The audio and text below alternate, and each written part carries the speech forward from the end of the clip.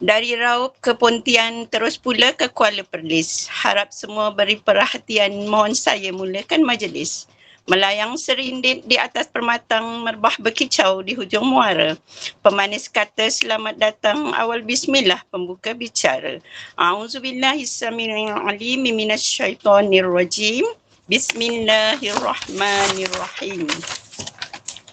Allahumma salli salatan kamilah wassalim salaman tamma ala sayyidina Muhammadin allazi tanhalu bihil uqad wa tanfariju bihil qurab wa tuqda bihil hawaij wa tunalu bihil raraib wa husnul hawatim wa yustasqal ghamamu biwajhihil karim wa ala alihi wa sahbihi fi kulli lamhatin wa nafasin bi'adadi kulli ma'lumi lak. Allahumma la sahla illa ma ja'altahu sahla wa anta taj'al al hazana iza syi'ta sahla. Ya Allah, tidak ada apa yang mudah selain apa yang kau mudahkan. Jika kau kehendak, kau boleh memudahkan yang susah. Assalamualaikum warahmatullahi wabarakatuh.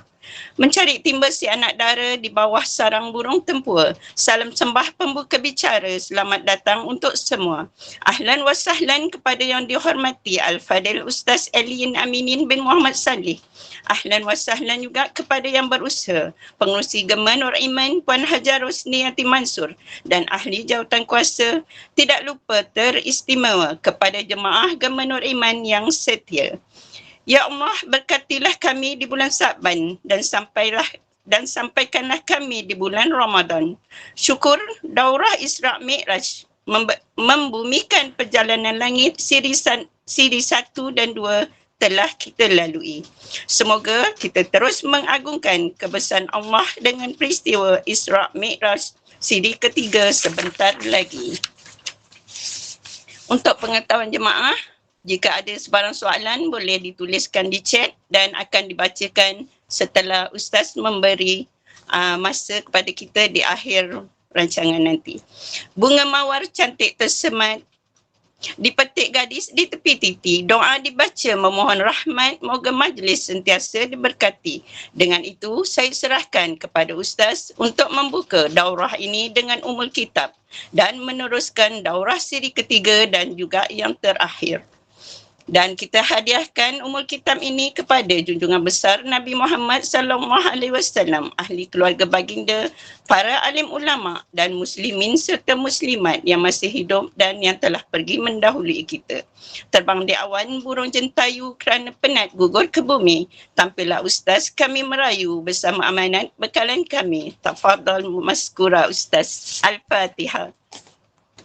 أعوذ بالله من الشيطان الرجيم بسم الله الرحمن الرحيم الحمد لله رب العالمين الرحمن الرحيم مالك يوم الدين إياك نعبد وإياك نستعين اهدنا الصراط المستقيم صراط الذين أنعمت عليهم غير المغضوب عليهم ولا الضالين آمين.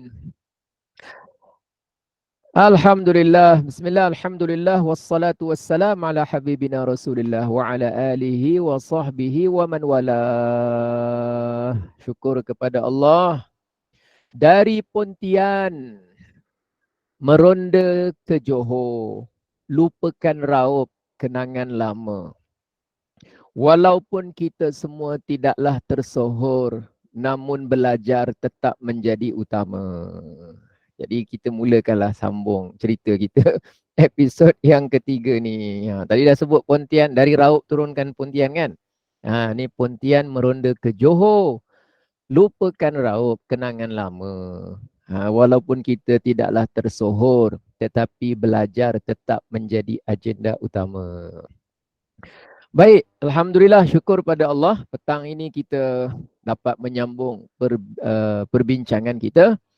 Dan tanpa kita melengah-lengahkan masa, kita nak terus sambung terus kepada cerita kita semalam.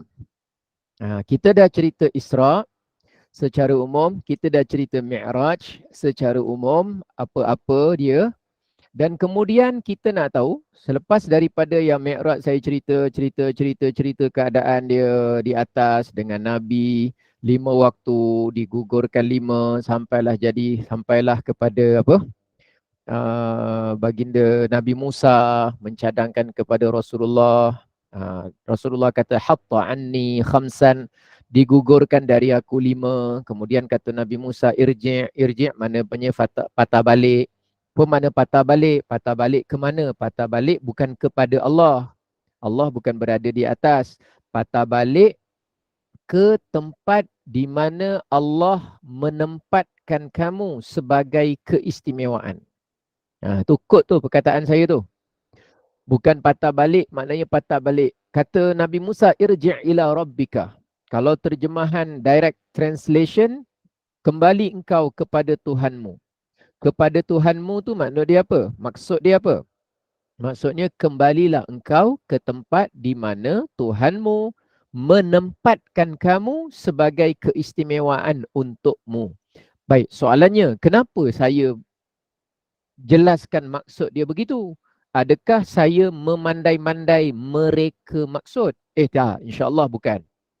Kerana dalam Quran, Nabi Ibrahim masa menuju ke Palestin dari Iraq, Nabi Ibrahim berkata, firman Allah, wa qala inni dhahibun ila rabbi sayahdin. Aku ini sedang menuju dalam perjalanan menuju kepada Tuhanku. Masa tu dia bukan menuju kepada Allah dengan makna Allah ada dekat sana, bukan. Maknanya dia menuju ke Palestin.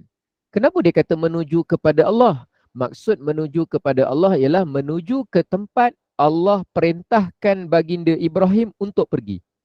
Jadi macam Nabi Muhammad, pergilah patah balik ke tempat di mana Allah perintahkan Nabi untuk bermunajat di situ. Istimewa. Macam itulah.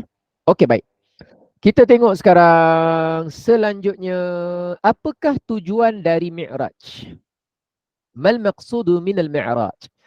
Tujuan dari Mi'raj ialah tasyrifur Rasul, untuk memuliakan, mengistimewakan Rasulullah. Kerana Nabi dapat bittila'ihi ala ajaibil alamil ulwi. Kerana Nabi dapat melihat keajaiban yang ada di alam atas. Langit dan ke atas kita panggil alam atas, alam ulwi. Wa ta'zimu makanatihi, dan itu adalah untuk memuliakan kedudukan Rasulullah sallallahu alaihi wasallam. Kerana Nabi insan makhluk yang paling utama. Buktinya, laqad ra'a min ayati rabbihil kubra. Sesungguhnya Nabi Muhammad telah melihat sebahagian dari tanda-tanda kebesaran Tuhannya. Jadi maknanya memang itulah tujuan Mi'raj. Baik. Sekarang ni kata dalam hal ini dia ingatkan kepada kita. Perlu kita ingat bahawa Allah lah yang mencipta langit langit petala, langit 7 lapis itu. Allah lah yang mencipta segala tempat, semuanya. Dan Allah dia wujud sebelum terciptanya tempat. Allah sedia ada sebelum terciptanya apa? Tempat. Allah ada, Allah wujud sebelum terciptanya atas. Allah wujud sebelum terciptanya bawah. Allah wujud sebelum terciptanya kanan. Allah wujud sebelum terciptanya kiri. Jadi Allah wujud bukan di atas, bukan di bawah, bukan kiri, bukan kanan, bukan depan, bukan belakang. Jadi semua tempat, lokasi dalam luar, semuanya adalah Allah Maha Suci dari bersifat demikian. Jadi dia mengingatkan kepada kita bahawa tak boleh kita beriktikad bahawa Allah itu ada di tempat tertentu. Ada orang ingat Allah ada dalam Kaabah, tak boleh. Ada orang ingat Allah ada dalam syurga, tak boleh. Dia kata tak boleh. Allah ada orang dia fikir sendiri, dia kata Allah ada dekat dalam gua bersama-sama dengan dia ketika dia susah. Salah, tak boleh. Ada orang dia, kalau macam orang Yahudi beriktikad Allah berada di atas langit. Apa lagi tak boleh lah. Itu agama Yahudi lah. Orang Yahudi dalam beberapa kitab mereka berkeyakinan Allah berada di atas langit lah. Jadi tak boleh. Dan tak boleh juga seseorang tu mengatakan Allah berada di setiap tempat. Maknanya dekat gunung ada, dekat tandas ada, dekat longkang ada, semua tempat ada. Oh, tak boleh juga. Dan tak sesuai kalau ada orang cakap Allah berada di dalam hati saya. Dengan makna hakikat Allah ada dalam hati dia. Tak boleh. Tapi kalau dia maksudkan maknanya dia sentiasa mengingati Allah, tu cerita lain. Tapi lebih baik diajarkan kepada dia dulu yang mana betul, kemudian baru dia cakap. Ajarkan dulu yang betul. Yang betul cakap dengan dia, Allah ada tanpa bertempat. Lepas tu baru dia sebut, Allah sentiasa dalam hati saya. Dengan makna, saya sentiasa mengingati Allah. Tapi lebih baik terus ada perkataan, saya sentiasa mengingati Allah. Selesai. Baik ya. Dan tak boleh mengatakan Allah berada, wujud, berada di atas langit. Atau di atas arash. Atau Allah itu berada di angkasa lepas. Atau Allah tu dekat dengan kita. Atau jauh daripada kita dengan makna jarak. Tak boleh. Jadi kalaulah orang mengatakan begitu, maknanya boleh membawa kepada rosak imannya dan dia perlu juga untuk kembali kepada i'tiqad yang benar dan dia kena betulkan dia punya iman kembali dengan mengucap dua kalimah syahadah, asyhadu an la ilaha illallah wa asyhadu anna Muhammadar Rasulullah, dengan catatan mesti membuang, mengosongkan, meninggalkan kepercayaan yang salah itu. Kerana memang Allah tidak menyerupai dengan mana-mana sifat makhluk. Kemudian, apa yang Nabi lihat ketika di Mi'raj? Ini yang bagus ni. Ini yang penting. Tadi apa yang Nabi lihat masa Isra'? Ingat kan? Masyitah, tukang sikat. Nabi lihat orang mujahid. Satu hari tanam, satu hari tuai. Nabi lihat orang yang potong lidah. Nabi lihat orang yang minum air nanah dari tubuh seorang pelacur yang minum arak. Nabi lihat orang pecahkan kepala, iaitu meninggalkan apa? Meninggalkan solat. Meninggalkan solat. Nabi lihat orang tua dunia. Nabi lihat ada satu makhluk lari-lari elak-elak mutanahiyan anil tariq. Itu namanya iblis. Nabi lihat Nabi Musa solat di dalam kuburnya. Nabi lihat. Itu ringkasan daripada perjalanan Isra'. Sekarang Mi'raj. Maknanya alam ke atas. Alam ulwi. Antara yang Nabi temui dan lihat ialah Malik Khazinun Nar. Malaikat Malik, penjaga neraka. Lam yadhak fi wajhi Rasulullah sallallahu alaihi wasallam. Dia jumpa Nabi langsung tak senyum. Fasa'ala Jibrilah. Nabi tanya kepada Jibril, limadha lam yarahu dhahikan ilaihi ka ghairihi? Rasulullah tanya, kenapa Rasulullah tidak melihat dia ni senyum kepada Nabi seperti mana malaikat yang lain? Yang lain malaikat penuh kat langit, semuanya sambut dengan senyuman. Mana ada malaikat yang tak kenal baginda Nabi? Kan saya ulang, macam mana saya cakap tak ada malaikat yang tak kenal Nabi? Kenapa saya cakap gitu? Adakah saya imagine saja ataupun rasa-rasa saja ataupun main agak-agak saja? Bukan. Ulama kita katakan petunjuk, bukti, nas, dalil yang menunjukkan semua malaikat mengenali Rasulullah ialah ayat Al-Quran, innallaha wa malaikatahu yusalluna 'alan nabi. Sesungguhnya Allah dan malaikat-malaikatnya semuanya berselawat ke atas Nabi. Jadi malaikat semua diperintahkan untuk selawat ke atas baginda Nabi. Mereka mengenali. Baik, faqala, lalu kata Jibril, inna malikan lam yadhak. Sesungguhnya malaikat Malik, wahai Rasulullah, memang tak pernah senyum munzu khalaqahullahu ta'ala. Sejak Allah ciptakan dia, dia memang tak senyum.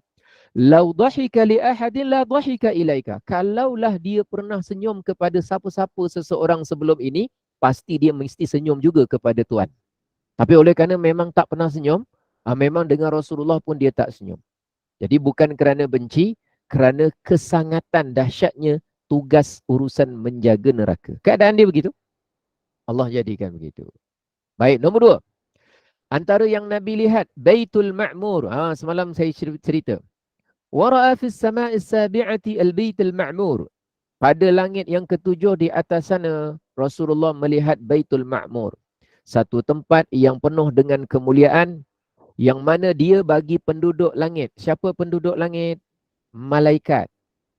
Baitul Ma'mur bagi penduduk langit. Penduduk langit tu siapa? Malaikat. Saya dah sebut hari tu. Ma fis samawati mawdi'u arba'i asabi'a illa wa fihi malakun qa'imun aw raki'un aw sajidun aw kama qala.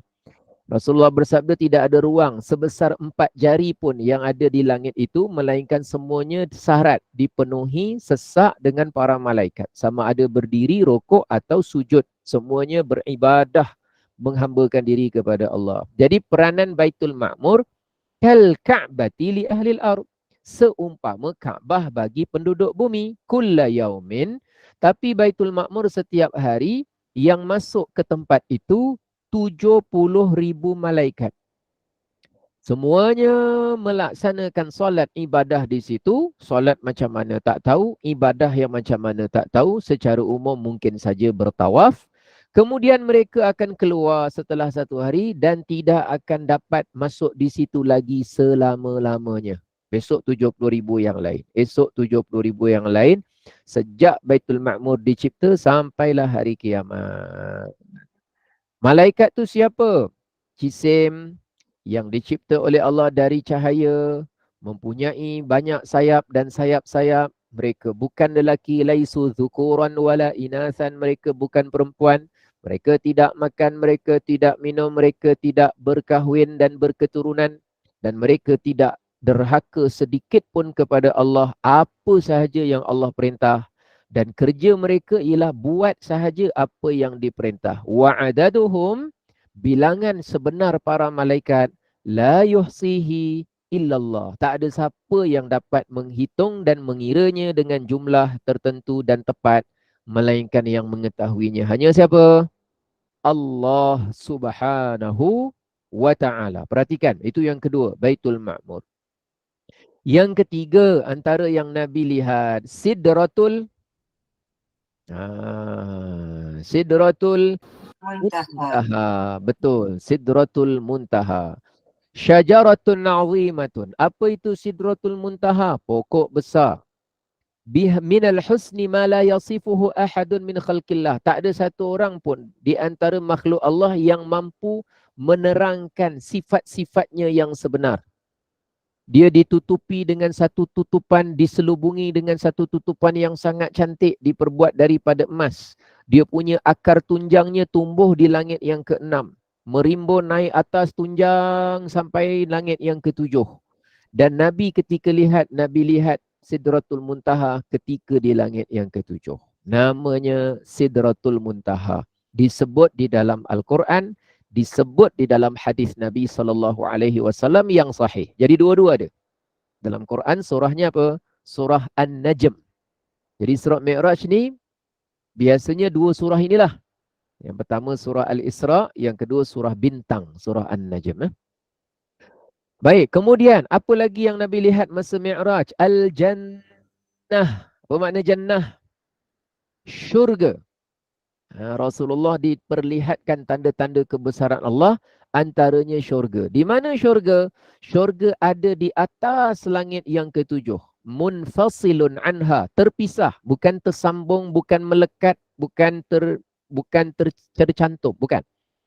Di dalam syurga itu disediakan perkara-perkara yang tak ada mata pernah melihat, tak ada telinga pernah mendengar suara sesedap dalam syurga, dan tak ada pernah terlintas dalam hati kita benda itu. Nama dia sama, tapi bentuk, rupa, penampilannya tak terfikir kita. Namanya mengalir di bawahnya sungai. Sungai ni macam apa tak tahu. Mimma a'addahu Allahu, itu antara apa yang Allah sediakan untuk orang-orang Islam yang bertakwa. Jadi orang-orang yang berislam, yang bertakwa, yang masuk ke dalam syurga, insya-Allah. Jadi dalam satu riwayat Rasulullah SAW pernah memberitahukan kepada kita tentang keadaan ahli syurga selepas masuk. Sebelum masuk kan mereka dicabutkan perasaan apa tu? Dengki, hasad, tak puas hati, geram, cemburu dicabut. Wa naza'na ma fi sudurihim min ghillin. Dalam Quran ada sebut, dan kami cabut daripada mereka itu perasaan ghil. Jadi sesama ahli syurga, walaupun tak semua dapat pangkat yang sama, ganjaran yang sebiji sama, ada beza-beza, tapi dia tak ada rasa apa?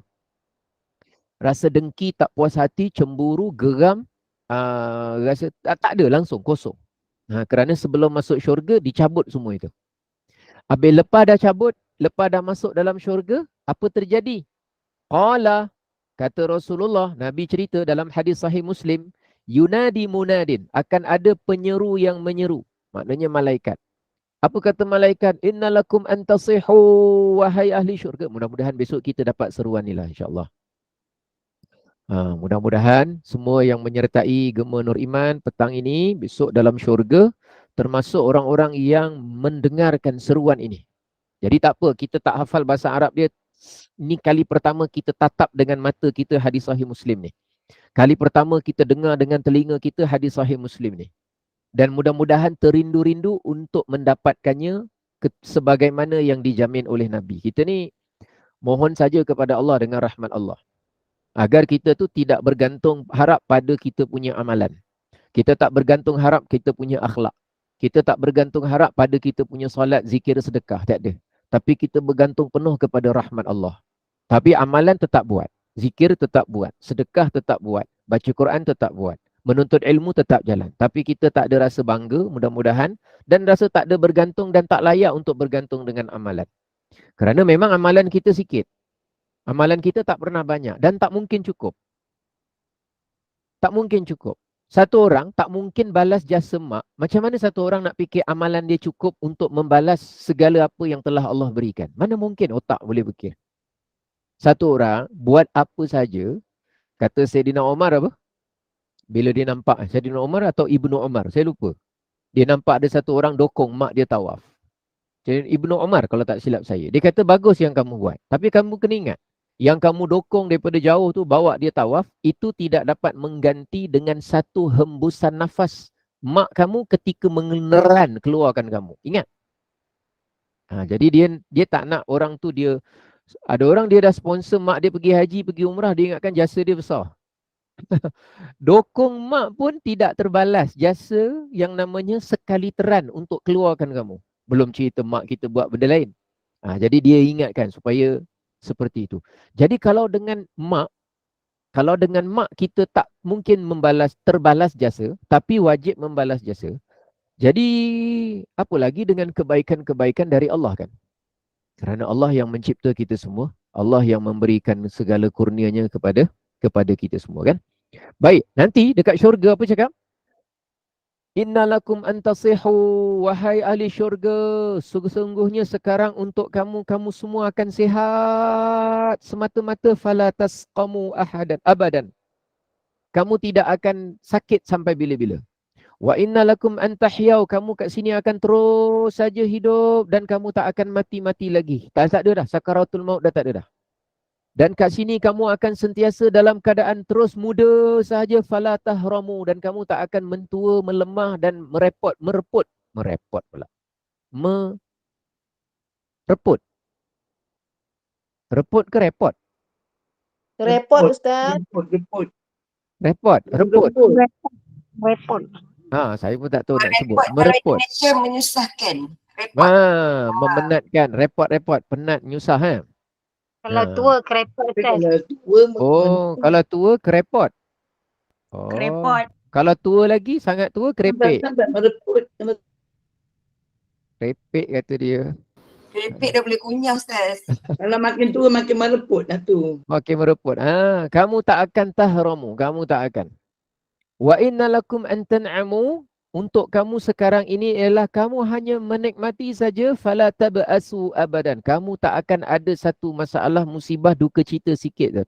Buksun tu maknanya duka cita, masalah, tak ada. Baksa dalam bahasa Arab.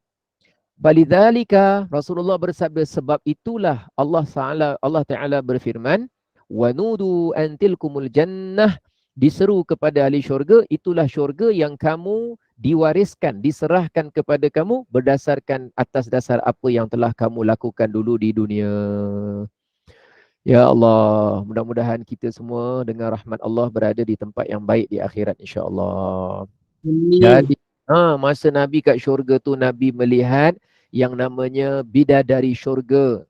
Lalu Jibril mohon kepada Nabi beri salam kepada mereka.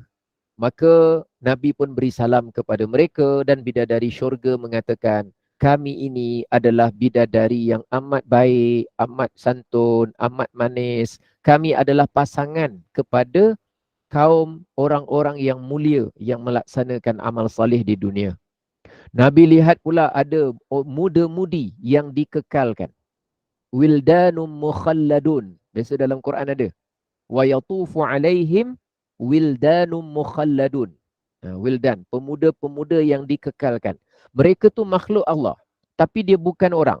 Bukan malaikat. Bukan jin. Allah jadikan mereka itu tanpa mak, tanpa bapa. Cantiknya seperti kita sebut mutiara yang bergemerlapan.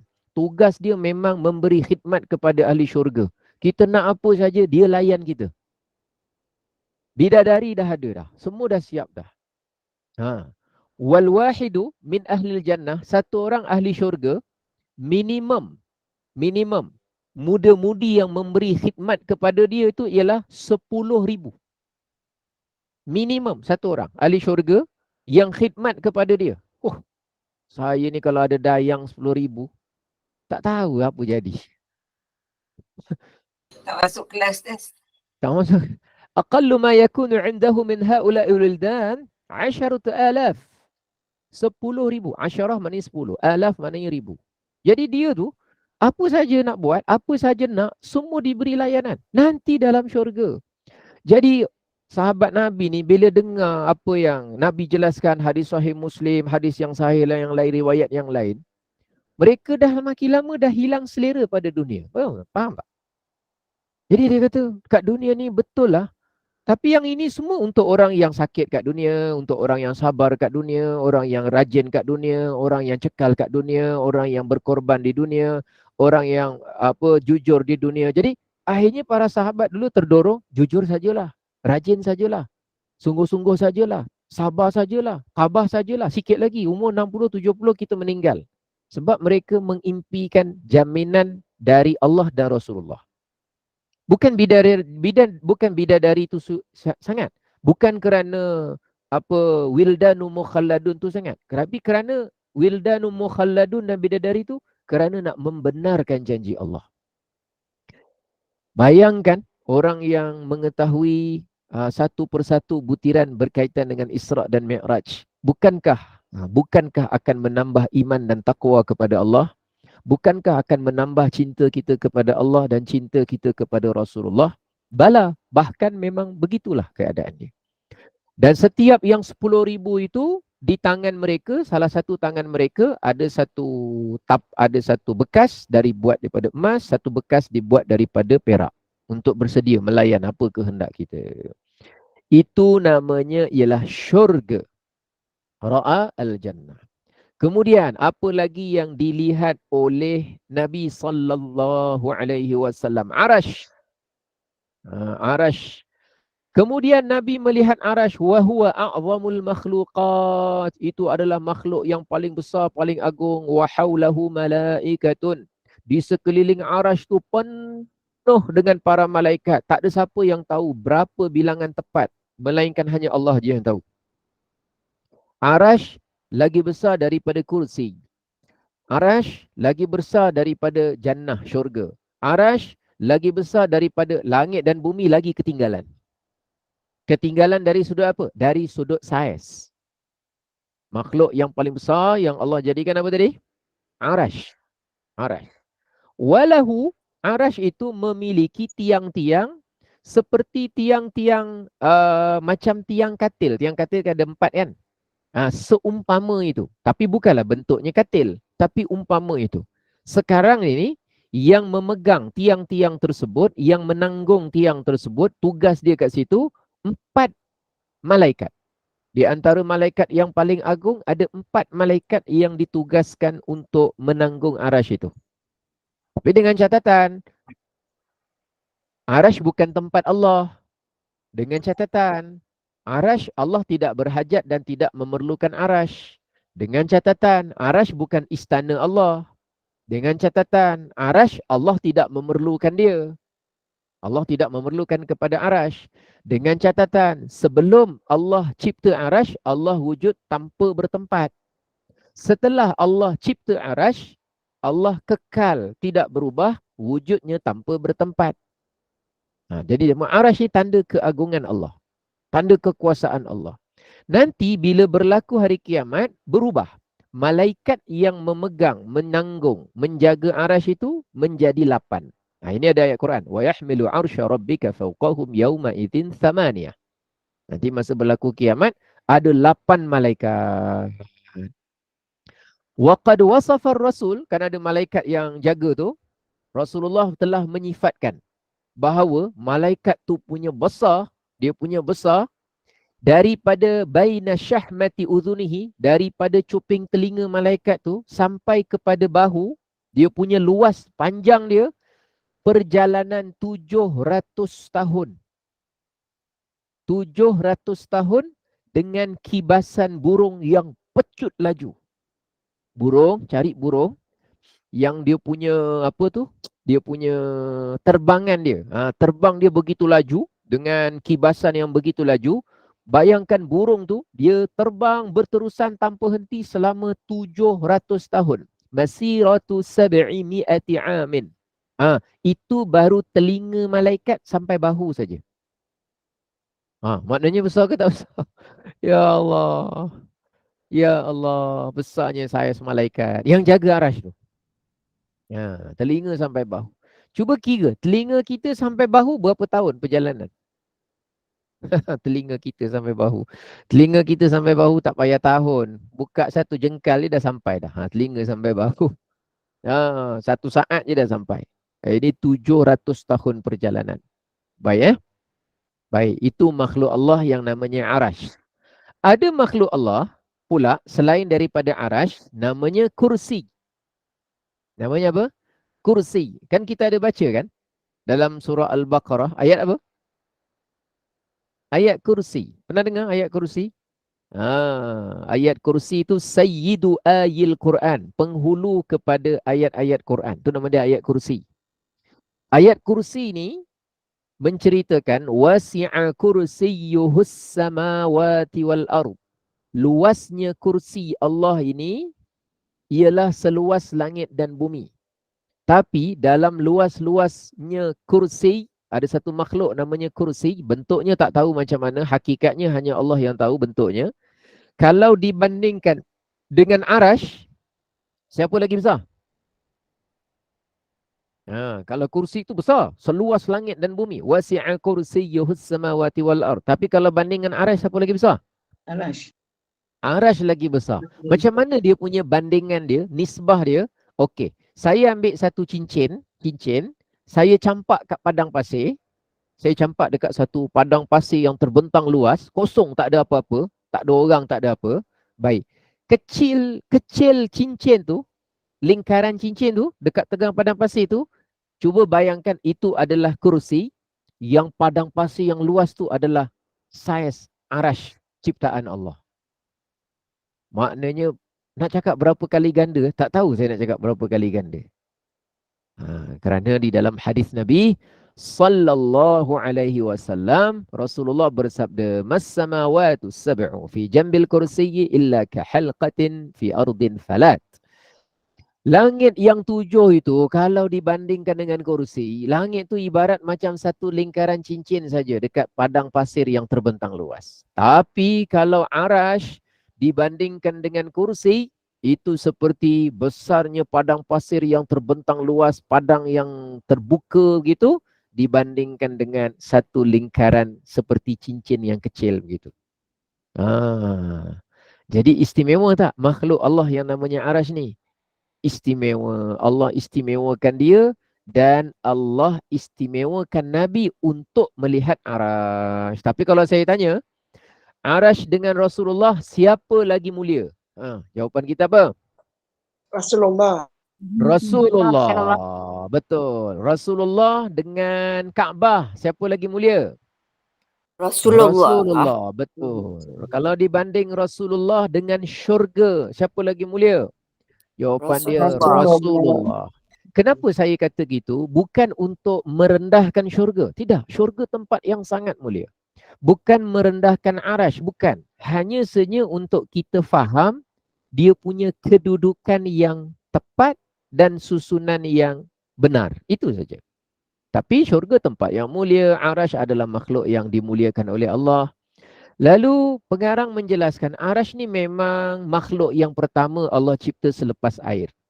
Kemudian Allah cipta makhluk yang namanya Al-Qalam, Qalamul A'la. Kemudian Allah cipta Lauh Mahfuz. Dan kemudian selepas qalam itu menulis semua benda yang akan berlaku sampai ke hari kiamat, maka kemudian barulah Allah mencipta langit dan bumi. Jadi semua makhluk ni dia ada aturan-aturan masa dia. Kerana makhluk Allah semuanya tertakluk kepada waktu dan masa. Baik, kemudian kata Sayyidina Ali radhiyallahu anhu, "Innallaha khalaqal 'arsya izharan liqudratihi wa lam yattakhidhu makanan lidzatihi." Ini dulu zaman-zaman saya belajar, ini antara awal-awal yang saya kena hafal. Kena hafal lah kata-kata Sayyidina Ali, kata-kata Rasulullah, kata-kata Sayyidina Umar. Innallaha khalaqal 'arsya, sesungguhnya Allah mencipta arash untuk apa? Bukan untuk tempat bagi Allah. Bukan tempat duduk bagi Allah. Bukan tempat baring bagi Allah. Allah tidak bersifat duduk, baring dan bertempat. Allah mencipta arash untuk apa? Izharan liqudrati, memperlihatkan kekuasaannya. Allah cipta arash untuk apa? Memperlihatkan kekuasaannya. Kod jawapan tu, pegang sampai mati, sampai meninggal. Mudah-mudahan jadi hujah kita di akhirat nanti, insya-Allah. Insya-Allah, Allahumma tsabbitna bil qawli tsabit. Ya Allah, kukuhkan kami dengan pegangan yang kukuh, dengan azam dan kata-kata yang kukuh sampai ke mahsyar nanti, insya-Allah. Allah cipta arash untuk apa? Untuk memperlihatkan kekuasaannya. Walam yattakhidhu makana lidzati. Allah tidak menjadikan arash itu tempat bagi zatnya. Kerana Allah tak memerlukan arash dan Allah tidak memerlukan tempat. Jadi kata pengarang, bahaya sangat, boleh membawa kekufuran kalau ada orang beriktikad Allah duduk di atas arash, kerana Allah tidak menyerupai sesuatu dan Allah wujud tanpa bertempat sebelum diciptakan tempat. Baik, kemudian kita sebut kat sini, di antara benda yang buruk yang pernah disebutkan oleh fahaman Wahabi, ialah dia kata Allah duduk di atas arash, kemudian dia kata Allah duduk tapi tak sama dengan duduk kita. Jadi setakat cakap tak sama dengan duduk kita, bukan bermakna mereka tidak menyamakan Allah. Kerana macam mana kita nak kata Allah duduk di atas sesuatu yang Allah sendiri ciptakan? Sedangkan duduk itu, duduk macam kita ke, duduk tak macam kita ke, duduk tak sama kita ke, duduk tu sendiri adalah sifat apa? Sifat makhluk. Duduk tu sendiri adalah sifat apa?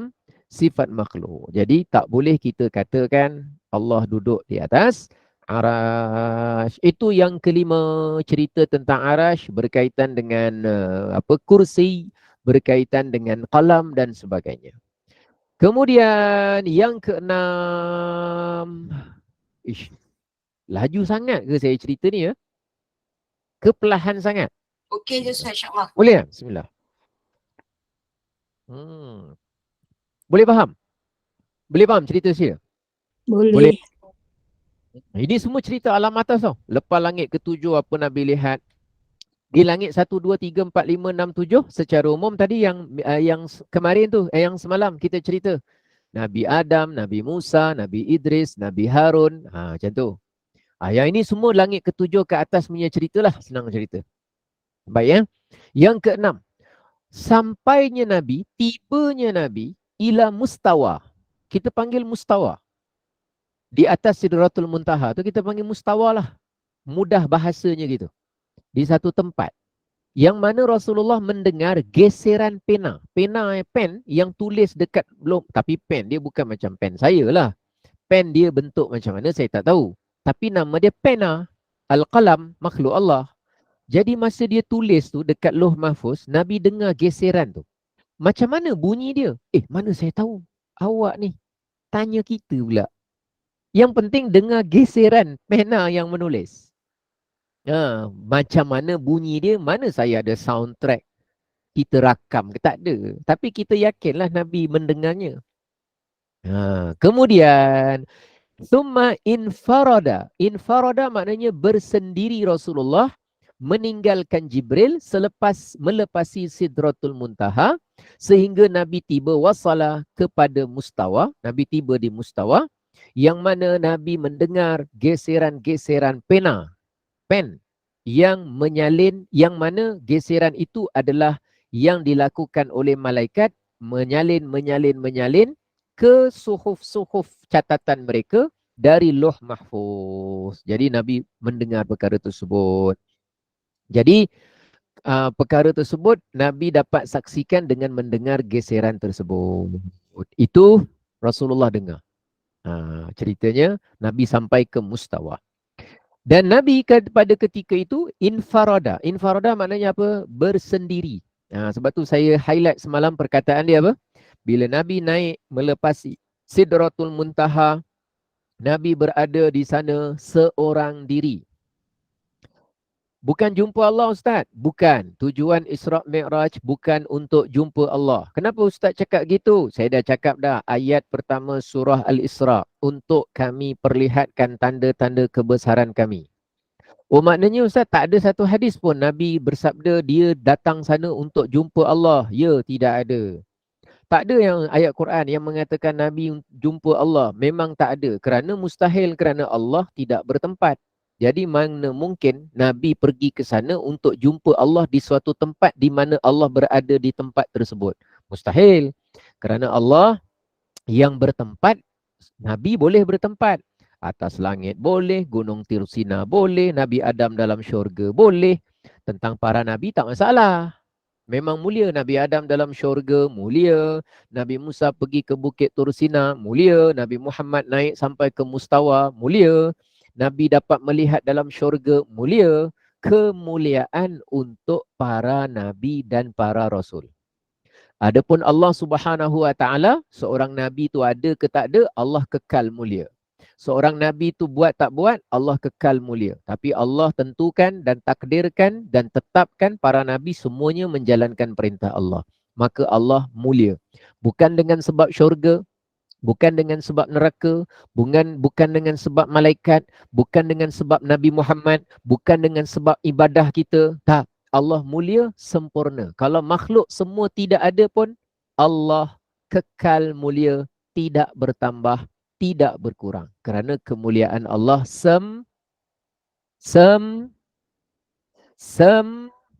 dah sem tiga kali ni. Sempurna. Sempurna.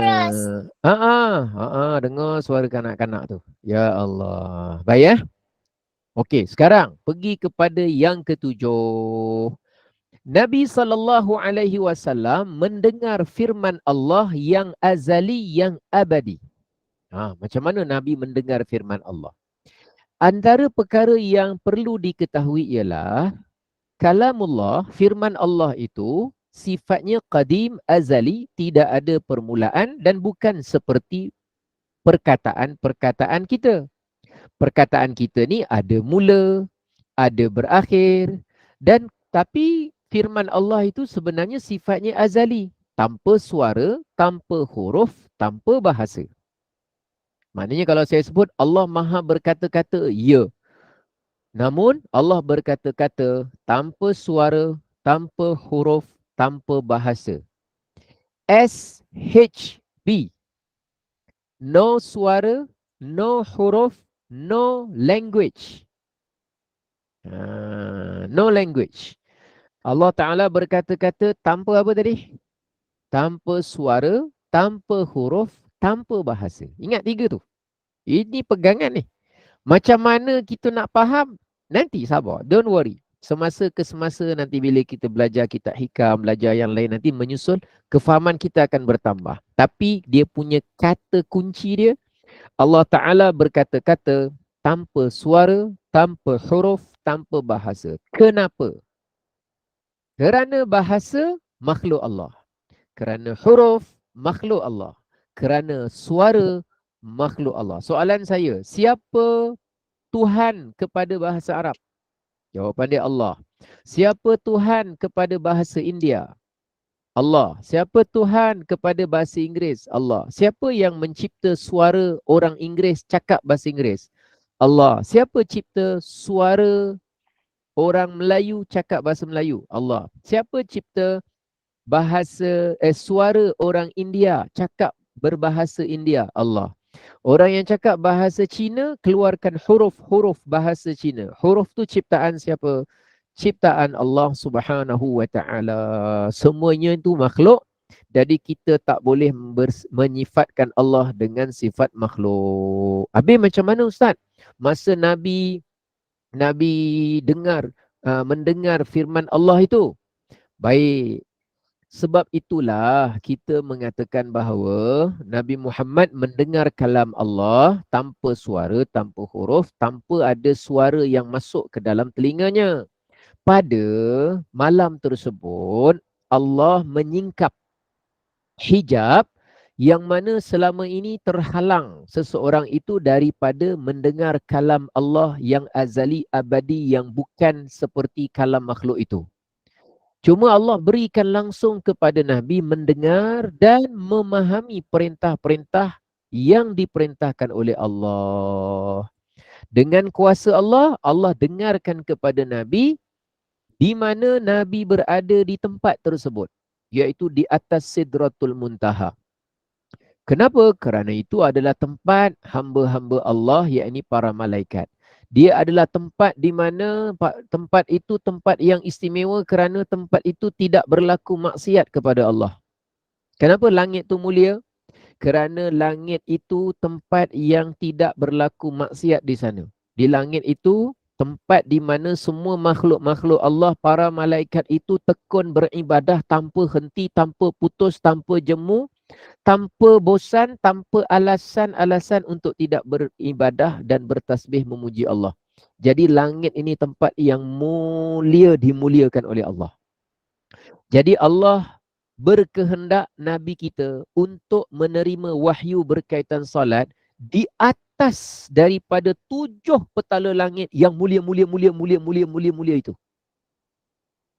Di atas segala langit yang mulia, di atas segala malaikat yang entah bilion atau trilion atau apa nak bagi nama dia punya bilangan dia, di atas sana Allah specialkan Nabi untuk berada di sana, yang disebut sebagai mustawa.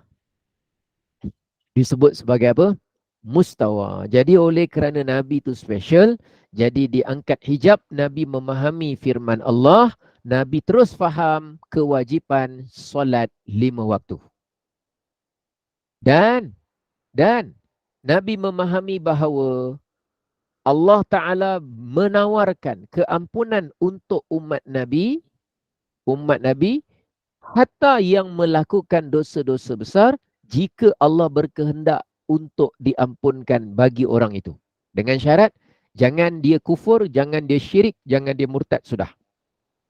Wa ammal kafir, adapun orang kafir, maka tidak diampunkan. Mahma kanat muamalatuhu linnasi hasanah. Walaupun dia mempunyai hubungan sosial yang amat baik dengan seluruh manusia sepanjang hidup, tapi Allah tak terima. Allah tidak kasih dia ketika dia mati. Orang kafir minta maaf. Memang tak boleh. Dan saya tak boleh kerana tak nak mengecilkan hati orang kafir, saya kata tak apalah. Awak macam ni pun mungkin Tuhan mudah-mudahan akan berikan juga. Saya tak berani cakap gitu sebab dunia bukan saya punya, akhirat bukan saya punya, syurga bukan saya punya, neraka bukan saya punya, dan undang-undang bukan milik saya. Syurga milik Allah, neraka milik Allah, dunia milik Allah, akhirat juga milik Allah, dan semua ciptaan Allah. Allah yang buat aturan, dia tidak akan mengasihi orang yang kafir ketika mati dalam kekufuran. Wala yudkhiluhul jannah, dan Allah tidak akan memasukkan orang kafir ke dalam syurga abadan, selama-lamanya. Bunyinya pahit, tapi itu bukanlah satu kepahitan kalau kita ni benar-benar merasakan diri kita hamba Allah. Kita akan merasakan betapa kenapa kamu memilih untuk mati dalam kekufuran, dalam kesyirikan. Allah tak ampunkan dan tak masukkan dalam syurga. In mata, kalau dia mati dalam kekufuran. Lain kes kalau dia bertaubat masuk Islam. Lain kes kalau dia mengucap 2 kalimah syahadah. Oh, itu dah jadi terlalu istimewa pula. Dah terlalu istimewa pula. Iaitu dia akan diampunkan semua dosa-dosanya tanpa perlu dia mohon ampun dosa satu persatu. Sejurus mengucap 2 kalimah syahadah. Itu istimewa sangat pula kalau mereka itu kembali kepada fitrah, masuk ke dalam agama Islam. Buktinya Allah Ta'ala berfirman, sesungguhnya Allah tidak akan ampunkan dosa di mana dia disyirikkan, tetapi Allah ampunkan apa-apa saja dosa selain daripada dosa syirik bagi sesiapa yang Allah kehendaki. Surah An-Nisa. Wa fuhima aidan min kalamillahil azaliyil abadi. Dan Rasulullah wafahima, Rasulullah faham daripada mendengar kalam Allah yang azali, yang abadi tadi, bahawa dalam makna Mi'raj itu, sesiapa yang membuat sesuatu kebaikan, hasanah, wahidah, satu kebaikan, kutibat lahu bi'asyarati amthaliha. Siapa yang buat satu kebaikan akan ditulis 10 kali ganda. Wa man hamma, tapi siapa yang berhasrat, terdetik nak buat baik, walam ya'malha, tapi tak berjaya buat benda yang baik itu, maka dia tetap dicatatkan satu kebaikan. Sebab tu kita banyakkan niat-niat yang baik pada petang ini. Dapat buat, tak dapat buat. Niat nak faham, niat nak ingat, niat nak hafal, niat nak sampaikan yang namanya peristiwa Isra' dan Mi'raj. Niat nanti nak share. Bila dah upload kat YouTube untuk kawan-kawan kita yang mungkin petang ni dia tak sempat, kita dah niat dah, aku memang nak bagi ni. Siri 1, siri 2, siri 3. Nak ambil masa dia 4 jam setengah saja. 5 jam. Campur tu ada 5 jam. Nak bagi tahu dia, kau tolong dengar at least sekali dalam hidup kau dengar sekali pun jadilah. Tapi akhirnya terlupa. Akhirnya tak sempat. Akhirnya tak jumpa link. Tapi dia dah niat dah terdetik dalam hati dia. Pentinglah. Rupanya macam tu Rupanya macam tu Rupanya macam tu. Jadi tak apa. Dia tak dapat buat.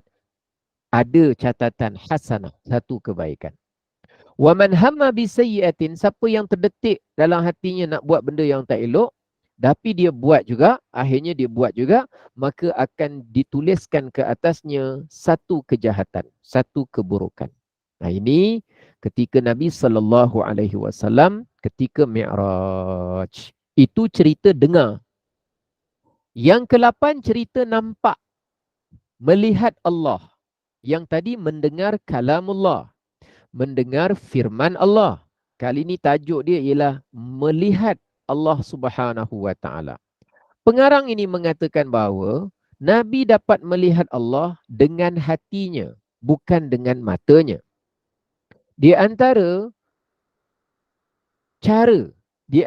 perkara yang Allah muliakan nabinya di dalam malam Mi'raj itu ialah Allah menyingkirkan hijab dari hati Nabi SAW, sehingga bila hijab itu tersingkir, halangan itu tersingkir, maka Nabi dapat melihat Allah dengan hatinya. Iaitu Allah menjadikan bagi Nabi kekuatan, keupayaan untuk melihat di dalam hatinya, bukan dengan matanya. Kerana Allah Subhanahu wa Ta'ala, mata kita ni tidak mampu melihat Allah menggunakan mata fana. Mata fana ni maknanya mata yang sekarang ni, mata dunia yang akan lupus, yang akan apa? Mata kita ni mata dunia kita panggil lah, faniyah. Faqad qala ar-rasul, kerana Rasulullah memang telah menegaskan, wa'lamu annakum lan taraw rabbakum hatta tamutu. Rasulullah dalam sebuah hadis ada menjelaskan bahawa ketahuilah bahawa kamu memang tidak akan mampu untuk melihat Tuhan kamu sehinggalah kamu meninggal dunia nanti. Oh, maknanya lepas meninggal baru ada peluang nampak. Ya. Kenapa? Kerana Allah boleh dilihat di akhirat nanti tetapi dengan mata yang kekal. Mata yang kekal iaitu apa? Bila satu orang masuk ke dalam syurga, dia dibangkitkan semula dengan tubuh badannya, dengan badan, dengan muka, dengan kepala, dengan mata. Maka mata yang diberikan oleh Allah setelah bangkit hari kiamat nanti adalah masuk dalam kategori mata yang kekal. Dan ketika itu, orang-orang yang beriman akan dapat melihat Allah, yang mana mereka beriman kepada Allah, mereka yang beriman kepada Rasul, mereka yang tidak menyamakan Allah dengan sesuatu makhluk, betapa Allah itu wujud tanpa bertempat, tanpa bersudut, tanpa berhadap-hadapan, tanpa ada jarak. Masa orang beriman nampak melihat Allah di akhirat nanti tanpa ada jarak tertentu, tanpa ada cahaya-cahaya di antara yang melihat dengan Allah Subhanahu wa taala. Nanti kita semua mudah-mudahan, amin ya Allah, mudah-mudahan orang-orang yang beriman di syurga akan melihat Allah tidak seperti makhluk dilihat. Special. Macam mana? Jawapannya tidak ada macam mana. Masuk dulu di dalam syurga. Mudah-mudahan kita jadi ahli syurga. Dapat melihat Allah ketika mana kita berada di dalam syurga. Tak ada jarak, tak ada bentuk, tak ada rupa. Allah tidak bertempat, tidak bersaiz, bukan saiz besar, bukan saiz sangat kecil, bukan lembaga, bukan asap, bukan jelmaan, bukan jembalang, bukan dewa-dewa, semua bukan. Allah, dia tidak menyerupai dengan mana-mana makhluk dan kita tidak dapat dan tidak mampu dan tidak boleh membayang-bayangkan Allah Subhanahu wa taala. Tunggu. Nanti di dalam syurga Allah beri kepada kita mata yang kekal dan Allah kita dengan kuasa Allah kita dapat melihat Allah tanpa jarak, tanpa cahaya, tanpa gelap, tanpa bentuk, tanpa mengadap-ngadap, tanpa kedudukan, tanpa suara, tanpa saiz, tanpa rupa, tanpa dimensi dan tanpa rupa. Hai. Macam mana tu? Hai, tak ada macam mana. Macam mana? Tidak ada macam mana. Ya Allah Rabbi. Allahumma ja'alna min ahlil jannah. Ya Allah, jadikan kami sebahagian daripada ahli syurga. Mudah-mudahan insyaAllah. Baik, kemudian kata pengarang lagi dalam hadis yang sahih diriwayatkan dari Imam Al-Bukhari. Rasulullah bersabda, amma innakum tarawna rabbakum yawmal qiyamati kama tarawna al-qamar laylatal badri la tudammuna fi ru'yatih. Nanti kamu akan dapat melihat Tuhan kamu pada hari kiamat. Sangat kamu jelas, sangat kamu terang dan jelas dapat melihat Allah seperti mana kamu melihat bulan di waktu bulan purnama. Bukan maknanya Allah seperti bulan, tapi nak cerita tidak, kita orang kalau tengok bulan pada bulan purnama, dia akan yakin itu memang bulan. Bukan matahari, bukan bintang. Kerana jelas dan sangat tahu. Dan tidak merasa ragu-ragu. Nabi nak sebutkan itu. Tidak ada ragu-ragu. La tudammuna fi ru'yati. Kamu tidak ada syak ragu-ragu tentang dapatnya kamu melihat Allah nanti. Tapi bukan bermakna Allah seperti bulan. Bukan. Bukan maknanya Allah tu ada cahaya seperti bulan. Bukan. Maknanya ialah kamu tidak ada keraguan sedikit pun tentang kamu dapat melihat Allah ketika kamu dapat nikmat melihat Allah. Macam mana agaknya nikmat dapat melihat zat Allah? Tidak ada nikmat yang kita sebut di antara nikmat besar. Kenapa saya sebut nikmat besar? Ada sebab juga kenapa sebut nikmat besar. Dalam Al-Quran Allah Ta'ala berfirman lilladzina ahsanul husna wa ziyadah. Bagi orang-orang yang melakukan kebaikan, mereka akan dapat husna dan dapat tambahan. Apa itu husna, apa itu tambahan? Dalam satu riwayat Rasulullah tafsirkan. Maksud husna adalah syurga, maksud ziyadah tambahan ialah dapat nikmat melihat Allah. Apa dia? Husna makna dia apa? Syurga. Nikmat tambahan makna dia apa? Ziyadah. Melihat Allah. Ziyadah.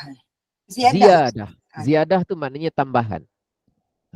Bagi orang yang melakukan kebaikan dalam Quran, juzuk yang ke-11, Allah Ta'ala berfirman, bagi orang-orang yang melakukan kebaikan, mereka akan dapat husna dan mereka akan dapat ziyadah. Husna maknanya kebaikan. Ziyadah maknanya tambahan. Apa makna dapat kebaikan dan dapat tambahan? Makna dapat kebaikan adalah syurga. Makna dapat tambahan ialah nikmat melihat Allah. Ada tambahan. Jadi insya-Allah mudah-mudahan. Mudah-mudahan kita punya tekad untuk jadi ahli syurga dengan rahmat Allah tu semakin tinggi.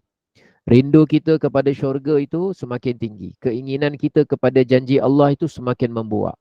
Nanti bila keinginan akhirat kita bertambah, nanti perkara yang berkaitan dengan masalah dunia dia mengecil secara sendirinya.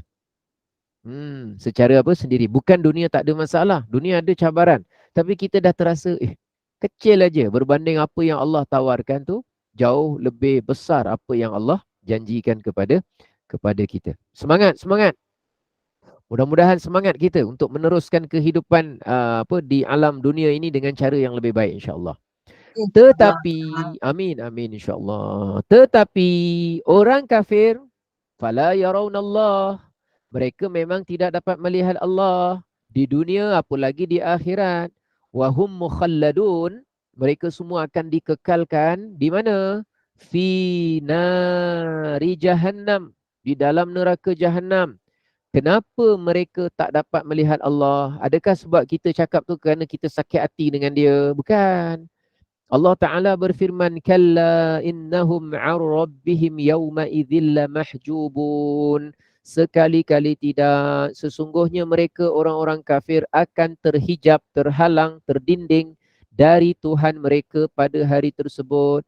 Terhijab, terdinding, terhalang dari Tuhan mereka. Ulama tafsirkan maknanya terhalang dari dapat melihat zat Allah.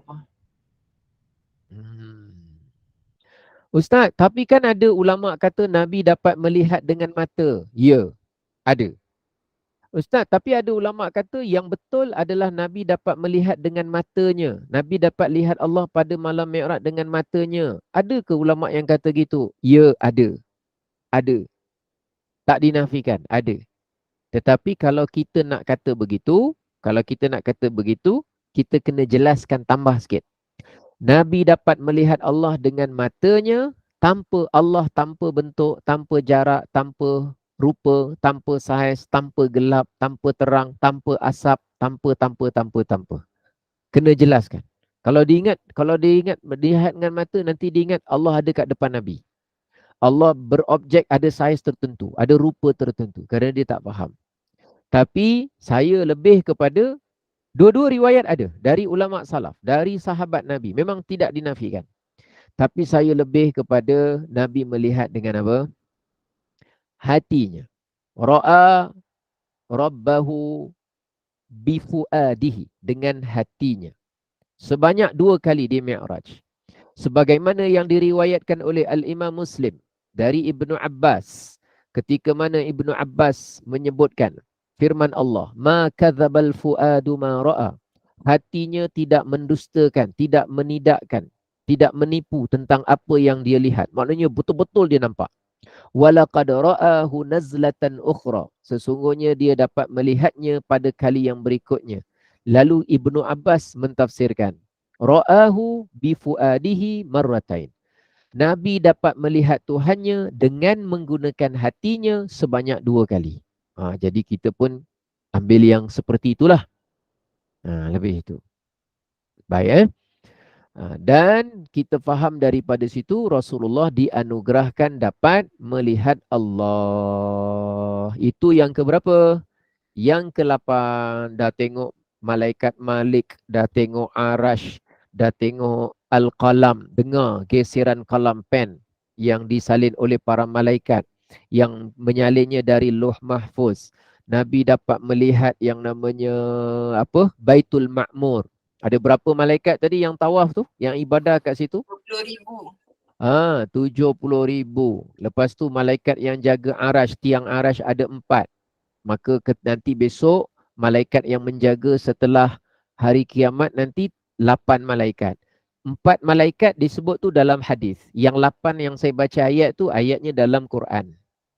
Jadi gabungkan ayat Quran, hadis-hadis Nabi, riwayat yang pelbagai, yang mana sebahagian besarnya hadis riwayat Imam Muslim dan lain-lain, maka itulah yang kita himpunkan secara pantas-pantas, laju-laju, kilat-kilat di dalam daurah 3 kali pertemuan ini. Ustaz, minta maaf, yang 8 tiang Arash tu dalam 8 malaikat. 8 malaikat, minta maaf. Surah An-Najmi ayat berapa ya Ustaz? Surahnya bukan An-Najm. Oh, yang tu Surahnya Sidratul Muntaha tadi tu ya? Sidratul Muntaha. Okey. Yang Wayahmilu. Arash. Okey, tiang Arash. Dalam surah apa Ustaz? Dalam surah, nama dia surah Al-Haqqah. Tengok juzuk 29. Okey, ayat dapat. Ayatnya tengok ayat 17, ada tak? Okey. Ada Quran situ? Betul tak Ada. ayatnya? Tidak. Tengok. وَيَحْمِلُ عَرْشَ رَبِّكَ فَوْقَهُمْ يَوْمَئِذٍ ثَمَانِيَةٌ يَوْمَئِذٍ تُعْرَضُونَ لَا تَخْفَى مِنكُمْ خَافِيَةٌ فَأَمَّا مَنْ أُوتِيَ كِتَابَهُ. Ada 17. Dan para Agak-agak. malaikat berada di pelbagai penjuru langit pada hari itu 8 malaikat. Masya Allah, betul Ustaz. Alhamdulillah. Tu ada 17 betul ayatnya. 17. Itulah. Sebaik ada orang buka Quran. Baik. Ceritanya kat situ. Kemudian, nombor 9. Penting ni juga. Nabi sallallahu alaihi wasallam dianugerahkan dapat melihat Jibril dalam bentuknya yang asli. Hayatihil asliyah. Ustaz, habis yang masa Jibril datang Mekah tu, datang Madinah, datang wahyu hari-hari ada bawa, bukan hari-hari lah, maknanya kerap datang ulang-alik bawa wahyu, itu menyerupai rupa manusia. Dalam kebanyakan ketika menyerupai rupa apa? Manusia. Yang mana sahabat Nabi kata, aku melihat ada satu orang lelaki, bajunya sangat putih, rambutnya sangat hitam. Sekali dia dah tanya Nabi macam-macam, dia pun balik. Maka Rasulullah tanya, atadruna man huwa? Kamu semua tahu tak siapa tadi yang datang? Allahu wa rasuluhu a'lam. Allah dan Rasul lebih mengetahui ya Rasulullah. Rasulullah kata, innahu Jibril. Yang tadi datang tu Jibril. Atakum yu'allimukum dinakum. Dia datang untuk mengajarkan kamu urusan agama kamu. Jadi mana sahabat Nabi nampak? Nampaklah. Nampak. Cuma dia bukan rupa bentuk yang sebenar. Yang dapat tengok rupa bentuk Jibril yang sebenar, Rasulullah. Ini cerita Mi'raj ni saya nak cerita ni. Baik. Kana sallallahu alaihi wasallam, Rasulullah itu dapat melihat Jibril fil marratil ula, pada kali yang pertama dulu ketika di Mekah, Jibril tunjuk rupa yang sebenar, pengsan Nabi. Pengsan, terkejut. Rupa dia terkejut, tak pernah tengok, pengsan. Amma fi hadhihi lailatil mubarakah, tapi pada malam Isra' Mi'raj ni pula, Rasulullah memang dapat melihat Jibril itu pada kali yang kedua. Dalam bentuk rupa yang sebenar. Tapi tak pengsan. Kenapa? Kerana telah ditambah kepada Rasulullah tamakkunan wa quwwatan. Kekuatan hati dan keteguhan jiwa. Yang dimasuk, bedah yang masukkan iman hikmah tu. Itu nak untuk melihat benda-benda ajaib, benda-benda yang apa kita sebut, yang selama ini terhijab, masa tu dah diberikan kekuatan. Jadi Nabi dapat melihat kali yang kedua. Ustaz, Assalamualaikum. Ya, saya. Ustaz. Waalaikumsalam. Ustaz, malaikat pun Allah ciptakan. Betul. Semua Allah ciptakan. Betul. Kenapa kita manusia tak boleh tengok mereka Ustaz? Adakah kita ni dosa banyak, mereka tak ada dosa? Bagus. Terima kasih Ustaz. Betul. Kenapa kita tidak dapat melihat para malaikat? Yang pertama, jawapan yang paling tepat, mudah dan ringkas, kerana Allah menjadikan kita tidak dapat melihat mereka. Sebab kita ni dapat melihat ni hakikatnya siapa yang jadikan? Kalau orang buta kan, yang jadikan dia buta Allah. Kalau ada orang celik, cari jadi yang Allah yang jadikan dia celik juga Allah. Jadi itu jawapan yang paling hakikat sekali. Cuma hikmahnya apa? Hikmahnya kenapa kita tak dapat melihat malaikat? Hikmahnya ialah kerana kita ni tak mampu melihat mereka. Kedua, supaya Allah uji kita. Kita tidak dapat melihat, tetapi Allah ceritakan melalui wahyu dan para rasul yang menyampaikan, apakah kita membenarkan, percaya atau tidak. Hikmahnya kat situ. Hakikatnya memang Allah jadikan kita tidak mampu melihat malaikat. Tetapi ada tak orang yang Allah perlihatkan malaikat kepadanya? Adalah para rasul, juga namanya para sahabat. Maknanya Allah jadikan mereka, malaikat itu memperlihatkan dirinya kepada sebahagian para sahabat, dan Allah menjadikan malaikat itu memperlihatkan dirinya pada sebahagian wali-wali Allah. Seperti hatta perempuan pun ada. Sahabat Nabi ada yang sering diziarahi malaikat, tidak dinafikan. Dan kita kalau besok nanti diangkat hijab ketika wafat, kalau ada sebahagian orang soleh, kadang memang dinampakkan dengan kedatangan malaikat. Memang ada. Kalau diangkat, disangkat hijab, adalah. Dulu Sayyidatina Maryam, perempuan, didatangi malaikat. Tengah munajat seorang-seorang, tiba-tiba datang Jibril. Jibril kalau datang menyerupai rupa lelaki. Tapi bukan berjantina lelaki. Oleh kerana nampak lahiriah dia lelaki, Maryam mula-mula marah. Keluar kau dari sini. In kunta taqiyya. Kalau kau betul orang takwa, kau keluar daripada sini. Sebab dia seorang-seorang orang perempuan. Tapi Jibril kata, innama ana Rasulu Rabbiki li'ahaba laki ghulaman zakiya. Kata dia, wahai Maryam, jangan salah faham. Saya ni bukan orang. Saya ni malaikat, utusan Allah. Tujuan saya datang nak bagi kamu, nak beritahu kamu ni bakal dapat anak. Terkejut campur lega. Lega sebab bukan lelaki. Terkejut sebab dapat berita kedua pula, kamu dapat anak. Jadi nak ceritanya, ada orang yang soleh, kadang Allah singkap, maka dia dapat bertemu dengan malaikat. Tapi bukan dengan rupanya yang sebenar yang saya sebut tadi. Yang dapat anugerah melihat dengan rupanya yang sebenar, nombor 9 ni. Iaitu baginda Rasulullah sallallahu alaihi wasallam. Baik ya? Bagus soalan tu. Baik. Diriwayatkan oleh Imam Muslim daripada Aisyah ketika mana menceritakan tentang firman Allah, thumma dana fatadalla. Kemudian dia mendekat dan datang semakin dekat, semakin dekat, semakin dekat. Fakana qaba qausaini aw adna. Kemudian jaraknya semakin dekat seperti hujung busur panah atau lebih dekat. Kira-kira lebih kurang 2 hasta. Siapa yang datang dekat kepada Nabi ni? Kata Aisyah, innama dzaka Jibril, bukan Allah. Mana boleh Allah datang makin dekat, makin dekat, makin dekat. Itu maknanya Allah ada jisim. Sedangkan Allah tidak berjisim. Yang datang daripada jauh, dia tunjukkan 600 sayap, kemudian dia datang dekat dengan Nabi, dia datang dekat. Kata Sayyidatina Aisyah, dalam ayat surah An-Najm, cerita dekat, makin dekat itu adalah Jibril alaihissalam.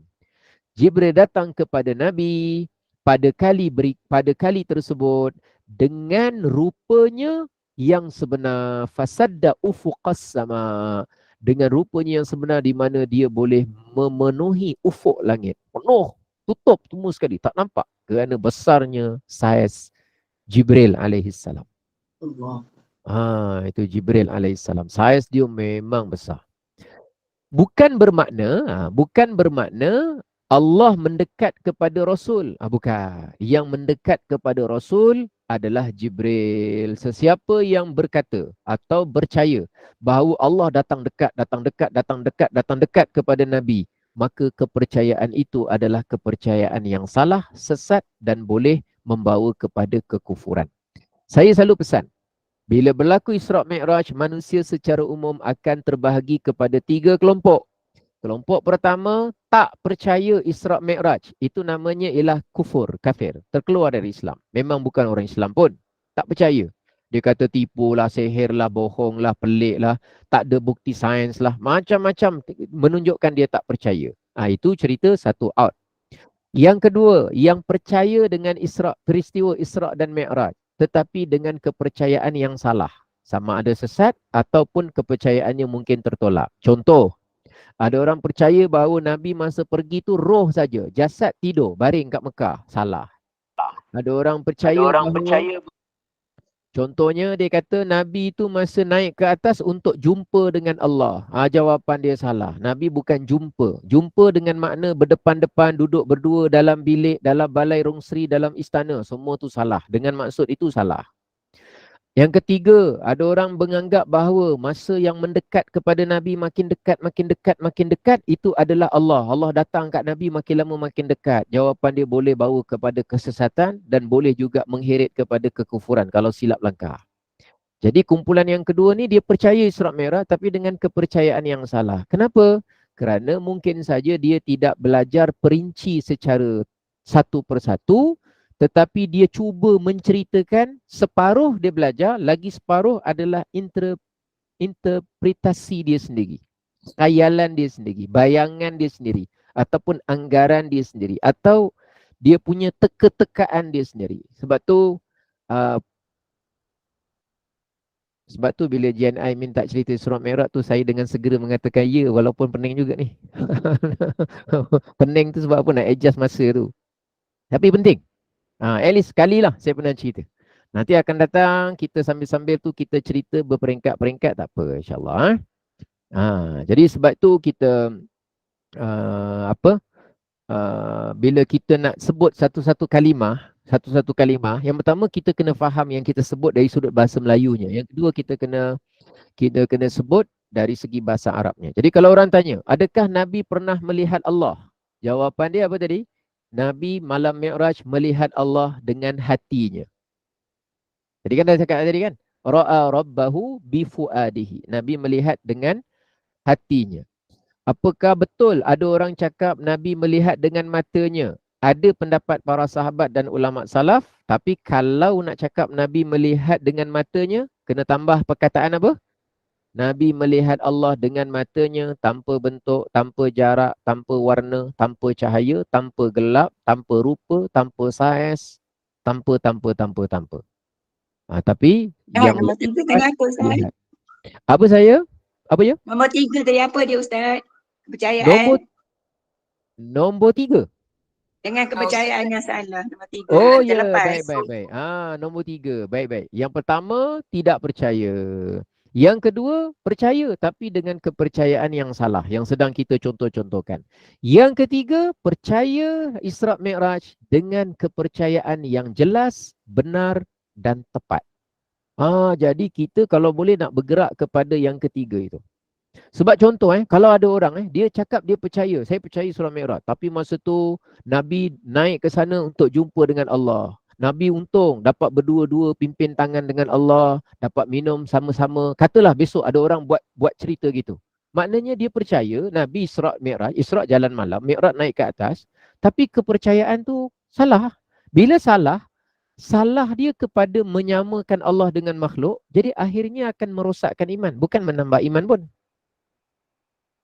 Jadi Isra' Mi'raj ni bukan cerita dongeng penglipur lara yang kita boleh imagine sendiri, teka sendiri, ataupun fairy tale ke apa ke kita buat untuk teka.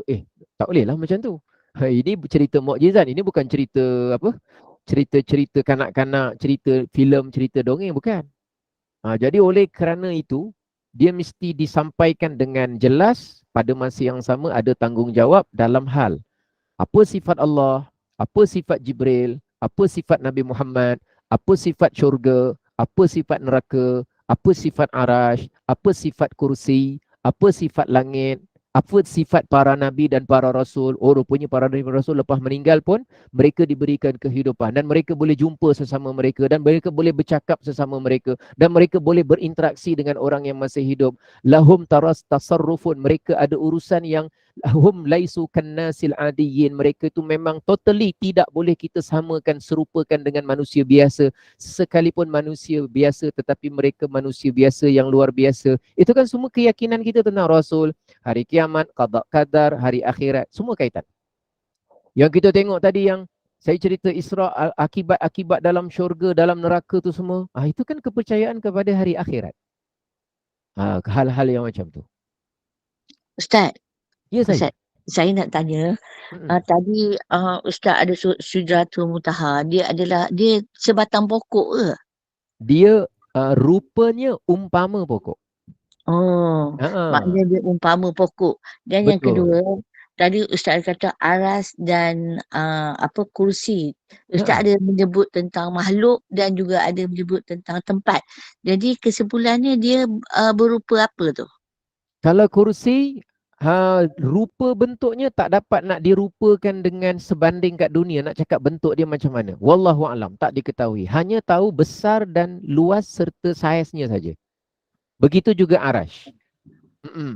Sehingga disebut tadi Rasulullah sebutkan apa? Dia punya cantiknya Sidratul Muntaha tu tidak ada sesiapa mana-mana makhluk pun yang dapat mentakrifkan bentuk cantiknya itu. Tak tahu nak kata. Maknanya kita tak boleh umpamakan dia sama ada di tempat ataupun makhluk lah. Yang mana? Yang aras dan kursi tu. Dia confirm semua makhluk. Tentang dia makhluk, apa saja selain dari Allah semua makhluk kan? Ya. Tentang sifat dia sebagai makhluk, kita semua sepakat dan mesti setuju dia makhluk. Dia bukan Tuhan. Arash bukan Tuhan, langit bukan Tuhan, apa tadi tu Sidratul Muntaha bukan Tuhan. Semua makhluk. Cuma makhluk seperti apa bentuknya, jika dia tidak ada sesuatu lain yang seperti dengan dia, dan Nabi pun tak sebut dia seperti apa, hanya disebut ada qawaim, tiang-tiang. Tiang-tiang ni ada hadis yang lain. Nabi Adam melihat ada kalimah la ilaha illallah Muhammadur Rasulullah pada tiang-tiang arash tertulis. Maka oleh kerana disebut tiang, maka saya pun mampu menyampaikan dia memiliki tiang. Tapi seperti apa memang tak tahu. Wallahualam. Oh, maknanya Ustaz menggunakan perkataan makhluk tu umpama selain umpamanya kita bahasakan itu bukan Allah. Itu memang. umpamanya lah. Betul. Makna makhluk ialah apa-apa sahaja selain dari Allah yang mana ia adalah apa makna makhluk? Diciptakan. Sebab jadi apa-apa betul. Pemikiran saya mengingatkan makhluk tu kepada macam yang hidup apa. Jadi bila kita faham lah. Baik. Bagus. Soalan yang bagus ni. Soalan ni saya nak cerita sikit pengalaman saya. Dulu saya pernah buat kelas akidah di tempat kawasan saya. Lepas tu kami buat sesi peperiksaan. Jadi bila kami edarkan soalan tu, salah satu soalan yang kami edarkan ialah apa makhluk yang paling besar? Jadi ada peserta tu dijawab gajah. Jadi bila kita tanya kenapa gajah, dia kata sebab itu binatang yang paling besar. Kerana dia terlintas, makna makhluk ialah haiwan, benda hidup, antaranya ada kat zoo. Jadi dia tengok dinosaur mungkin khayalan, jadi dia teringat gajah, dia telah gajah. Jadi tak apalah, tapi saya faham, dia ingat makhluk tu maknanya binatang atau benda hidup. Jadi saya jelaskan kat situ, jadi bagus soalan tadi tu ditanya tu bagus, supaya kita jelas dan clear. Makhluk ialah apa-apa sahaja selain dari Allah, yang mana dia pastinya tidak terlepas daripada diciptakan dan dia adalah ciptaan Allah, maka semuanya dipanggil makhluk. Jadi kalau contoh gini, masa makhluk, tempat makhluk, arash makhluk, syaitan makhluk, otak saya makhluk, idea yang ada dalam kepala saya makhluk, ingatan saya pun makhluk. Siapa cipta ingatan saya? Allah. Siapa cipta otak saya? Allah. Saya ni ada perasaan takut. Perasaan takut tu siapa cipta? Allah. Saya ni ada perasaan berani. Berani tu siapa cipta? Allah. Berani ni dia tak akan terjadi sendirinya. Tak ada satu makhluk pun yang ada terjadi sendirinya. Saya dalam diri saya ada dendam. Contohnya, na'udzubillah. Dendam tu siapa cipta? Jawapan dia Allah. Dalam hati saya ni ada perasaan belas kasih pada orang. Contoh saja. Belas kasih tu makhluk ke Tuhan? Makhluk. Jadi sama ada kita nampak atau tak nampak. Kita tahu atau tak tahu. Saiznya kita kenal atau kita tak kenal. Apa sahaja selain daripada Allah, semuanya masuk dalam kategori nama dia makhluk Allah. Dan semuanya tu tak ada yang jadi sendirinya, tidak ada. Semuanya terjadi dengan diciptakan oleh Allah. Dan di situ kita akan dapat melihat dan merasakan betapa maha kuasanya Allah. Semua tak terlepas. Habis syaitan Ustaz, ciptaan Allah. Iblis Ustaz, ciptaan Allah. Neraka Ustaz, ciptaan Allah. Semua sekali tak terlepas daripada ciptaan Allah. Habis orang jahat Ustaz, ciptaan Allah. Fir'aun yang laknat tu, ciptaan Allah juga. Tak ada sesiapa pun yang boleh terlepas daripada penciptaan oleh Allah. Bagus soalan tu. Baik. Terima kasih Ustaz. Sama-sama. Yang lain faham kan ni? Ustaz, Kak Mas minta ruang sikit. Kak Mas boleh? Ustaz, sikit dari apa yang dari apa yang dipelajari 3 daurah ni, 3 sesi ni, saya cuba simpulkan untuk diri saya. Perjalanan Isra Mi'raj saya kena pelajari dan fahami dengan penerangan-penerangan dan perkataan yang betul. Keduanya tak simply boleh menghujah dan menceritakan pada orang sebab takut ada salah faham. Dan saya rasa penyamaan memahami perjalanan Isra Mi'raj ni sama pening dia. Bukan pening yang memeningkan. Tapi macam mana saya mujahadah nak cuba amati hati-hati macam saya belajar ilmu tauhid dan juga kitab hikam. Okey, itu satu. Lepas tu tadi bab yang Rasulullah melihat Allah dengan hati kan. Pada saya cukup untuk saya memahami penjelasan yang tu saja. Tapi tak perlu nak mendetailkan, nak cuba imagine sampai dalam-dalam, sampai macam nak fikir. Betul. Benda Yang itu ya. isu pada diri tak perlu. Yang itu ya. Memadai saya menyuburkan rasa takjubnya macam mana Allah menghadirkan cara Rasulullah Dapat bertemu. melihat. Pada saya yang tu je kot untuk diri saya. Tak apa Ustaz kalau setakat tu. Sampai situ yang kita perlu tahu. Dan kita tak perlu tahu macam mana hati Nabi boleh nampak, lepas tu dia dapat nampak pula apa bentuk dia. Sebab kan kita sebut memang Allah tidak memiliki bentuk, rupa, jarak, cahaya, terang dan sebagainya. Dan memang kita sampai situ. Dan kita kan memang tidak mampu mengetahui hakikat Allah. Melainkan yang tahu hanya Allah Subhanahu Wa Taala. Kita hanya diperintah mengenal Allah dengan sifat-sifat yang Allah perkenalkan dirinya melalui Al-Quran, hadis, termasuk di dalamnya ada 99 nama Allah, termasuk di dalam tu ada sifat-sifat Allah. Dan dia membawa kita kepada keyakinan betapa memang Allah Subhanahu Wa Taala tidak memiliki apa-apa ciri kesamaan apa pun dengan makhluk. Menidakkan segala sudut kesamaan ciri dengan makhluk itu yang menjadi puncak pengenalan kita kepada Allah Subhanahu Wa Taala. Lebih daripada itu, la ya'rifullah illallah. Tidak ada siapa yang mengetahui hakikat zat Allah melainkan hanya Allah Subhanahu Wa Taala. Cuma kita ni ditangguhkan keupayaan dan keanugerahan kepada kita dapat melihat Allah itu nanti apabila setelah masuk ke dalam syurga. Itulah. Assalamualaikum Ustaz. Waalaikumsalam. Ya. Assalamualaikum Ustaz. Waalaikumsalam. Nak tanya, macam nak tanya apa sikit yang masa kat apa ni Nabi-Nabi semua dapat tengok ke aras ke surga ke apa juga? Tidak pernah disebutkan apakah mereka dapat, wallahu alam, tapi secara umum boleh dikatakan itu hanya istimewa untuk Nabi kita saja. Okey, terima kasih Ustaz. Sama-sama. Ustaz, ada soalan di chat. Sambil-sambil pun saya respon sebenarnya soalan kat chat. Tak banyak lah tapi. Baik. Dalam Sahih Bukhari ada Isra Mi'raj. Betul. Bagaimana cara Nabi dapat perintah solat dari siapa sedangkan Nabi tidak bertemu Allah? Masa Nabi dekat Mekah, Nabi dapat arahan bayar zakat dari siapa? Dari Allah kan? Nah, masa dekat Mekah, dekat Madinah, dekat Madinah. Jadi Nabi ni menerima wahyu di mana-mana boleh. Di Mekah boleh, Nabi dapat perintah. Jadi Nabi tak bertemu dengan Allah di Mekah. Nabi pun tak bertemu, jumpa depan-depan dengan Allah di Madinah. Tapi dapat perintah banyak kan? Dapat perintah. Nabi juga tidak bertemu Allah di langit. Bukan jumpa depan-depan atau bertemu depan-depan. Tapi dapat perintah boleh tak? Dapat perintah mana-mana boleh. Dapat perintah. Cuma kenapa ke atas langit tentang solat? Kerana memang Allah nak specialkan urusan solat dan nak specialkan Nabi kepada satu keadaan dan tempat di mana hanya Nabi sahaja yang diberikan tempat itu. Maknanya special lah untuk Nabi. Baik, saya respon 1-2 soalan tu. Ada ustazah ada yang cakap Nabi Muhammad orang pertama jumpa dengan Allah masa Isra dan Mi'raj. Aduhai. Yang itu aduhai. Isu jumpa tak? Isu sebab tu saya tak guna sebab tu saya tidak guna perkataan jumpa atau bertemu kerana apa pun orang nak kona makna jumpa ustaz. Saya cakap jumpa tapi saya tak kata Allah kat situ. Saya cakap Allah Nabi bertemu tapi saya tak kata. Okay, fine. Awak penceramah memang awak tak maksudkan itu. Soalan saya, audiens awak yang dengar dia faham apa? Benar. Awak ada tanggungjawab membawa manusia memahami urusan ini dengan benar, dengan cara, dengan bahasa, dengan kaedah yang paling simple tetapi tidak mengorbankan kepercayaan dan keraguan-raguan. Jadi jangan ada ragu-ragu, jangan ada pula salah percaya. Itu je kita nak dapat.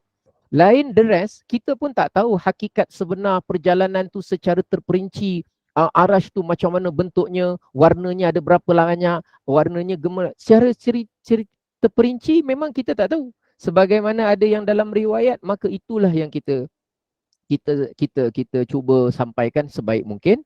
Hanya saja kesimpulan daripada cerita itu mesti kita mengikut kesimpulan para ulama yang berada di jalan majoriti para ulama ahli sunnah wal jamaah, aliran al-Asy'ariyah dan al-Maturidiyah, supaya kita dapat menjaga pemahaman kita daripada tercampur baur dengan pemahaman kita sendiri. Walaupun saya boleh berbahasa Arab, tetapi bukan bermakna automatik apa yang saya faham dari ayat Quran dan hadis tu mesti tepat sebagaimana kemampuan otak dan kefahaman saya. Jadi kita cubalah cara yang paling sederhana baik dan mudah-mudahan kita dapat manfaat bersama.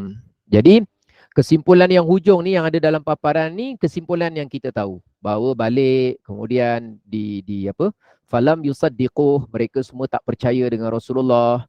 Kemudian maka orang-orang Quraisy pun pergi menuju kepada Abu Bakar. Kata mereka, kau percaya ke kawan kau ni, dia perasan yang dia pergi Baitul Maqdis kemudian dia balik Mekah dalam satu malam.